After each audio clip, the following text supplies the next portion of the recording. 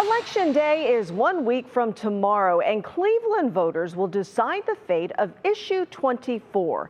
It's a proposed amendment that would tackle police reform. Our Mark Namick examines what it means for residents and why it's become the key dividing line between mayoral candidates Justin Bibb and Kevin Kelley. Issue 24 would put the final decision on police policies and the discipline of officers in the hands of a civilian-led board and commission whose members would be appointed by the mayor and approved by city council. Backers, including mayoral candidate Justin Bibb, say the amendment creates a needed layer of oversight and accountability. Attorney Sabode Chandra, a former city law director, wrote Issue 24.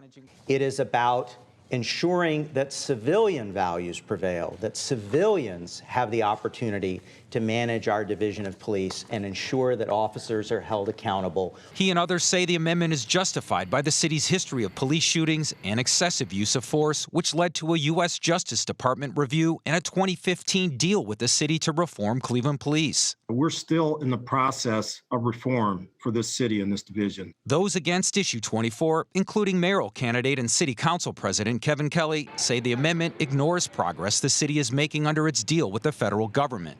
They point to City Hall's recent firings and suspensions of police officers for bad conduct. But the biggest divide remains over whether passage of Issue 24 will trigger a wave of retirements and resignations by officers worried civilians without experience and training will second-guess them. Chandra says the notion of a mass exodus is just a scare tactic. If there is any individual officer that would literally resign or retire because we have greater accountability in Cleveland, you're exactly the kind of officer we don't want. We don't even want to serve.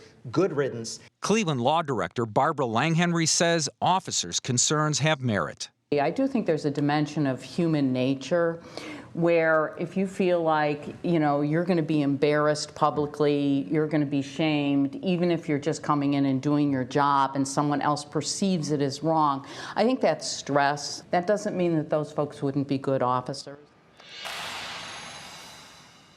Bibb and Kelley agree on reviving neighborhood police stations and hiring more officers, but they remain far apart on Issue 24. For more on their differences and the details of the proposed amendment, visit WKYC.com.